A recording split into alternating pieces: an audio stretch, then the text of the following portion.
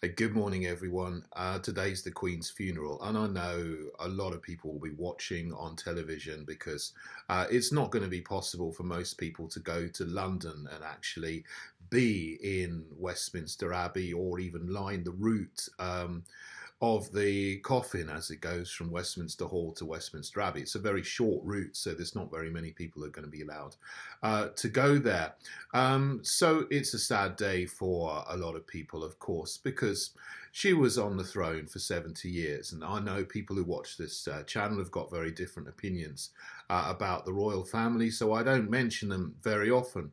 But I think it's good to make a mark of respect on this day. So I will observe the 2-minute silence myself when it happens, as I do on Armistice Day, on the Sunday before November the 11th, because that's a moment in the life of the nation.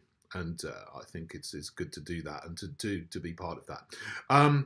But there's something that's interesting. Now, I don't want to make this political at all. I've backed off from talking about politics over the last week and a half, just because I don't particularly think this is the time to do that. I do mention it a little bit when things are important that are going on, but the guest list for the funeral is actually profoundly political, because it was written in a sort of commentary piece, actually, that most or almost all of the leaders of all the countries around the world have been invited to London. And this is going to be the biggest gathering of world leaders that has happened since the beginning of the 19th century, after the Napoleonic Wars. Literally 170, 180 or so world leaders are all going to gather in one place together, which is extraordinary. But there's a small number that haven't been invited. And this is no secret, because there's been a lot of articles about this, and President Putin of Russia is one of the people that hasn't been invited. Now, that is profoundly political, because there are other nations which have done the same as Russia or worse, and are being invited as well. So, for example, Mohammed bin Salman Al Saud is the leader of Saudi Arabia. Now, Saudi Arabia is fighting a genocidal war in Yemen, backed with Western arms. But nobody is mentioning that conflict at all. They haven't mentioned it. It hasn't even got a single mention on mainstream media, as far as I can see, over the last year.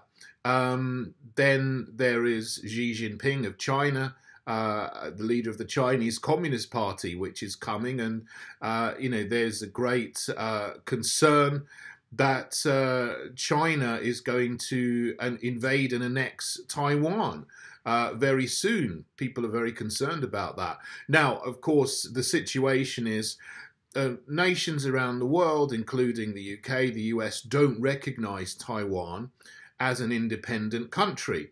But that's only because the Chinese Communist Party, since 1948, has threatened that if we do, they will invade and annex it. So essentially it continues as functioning as an autonomous country, but only while everybody else doesn't recognize it. So it's a very, very precarious situation, and a very unusual situation, to be polite about that. Then we have Justin Trudeau, who Prime Minister of Canada, and at the moment Canada is one of the only countries of the world that still doesn't let its own citizens leave unless they've had an experimental injection, which is pretty tyrannical. And he's been invited. Even in Russia, people are allowed to come and go as they please. And, our leaders and so on say they believe in freedom and democracy, but they're inviting someone who has totally demolished freedom in Canada.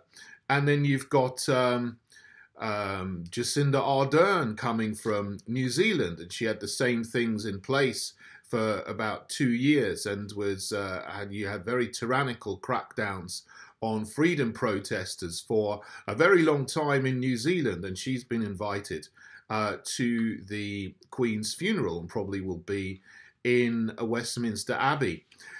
So the only countries that haven't been invited are, so as well as Russia, there's Belarus, Syria, Venezuela, Afghanistan, and Myanmar. Even Iran and North Korea have been invited, not on a leadership term, but they've invited the ambassadors of those countries. So they've kind of said, oh, well, you're bad, but you're not so bad as Russia and Afghanistan. When Iran, the Islamic Republic of Iran, has a horrible tyrannical leadership as well, which had recently has,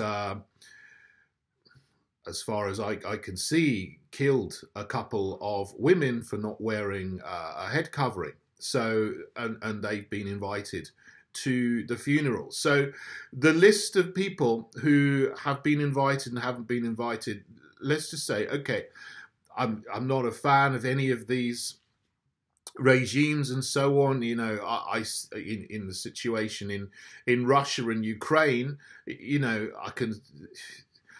what I've said from the beginning is, you know, we've got to understand that ethnic Russians in the Donbass have been shelled by National Socialists and killed 14,000 over 8 years.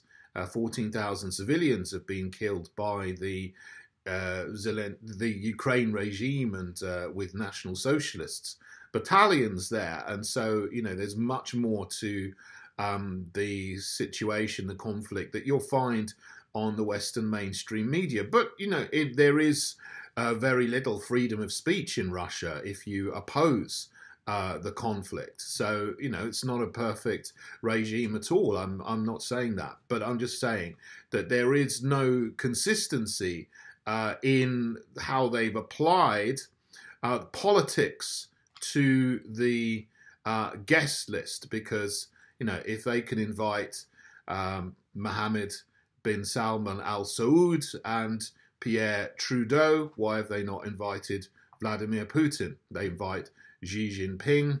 Why have they not invited the president of Belarus? So that's just an interesting point, that this is a political statement, if you like, using the Queen's funeral. So when people sort of accuse others of being political at this time over the period of mourning, it's ended up, the period of mourning itself has ended up with a profoundly international political statement. So we have to call out hypocrisy where we see it.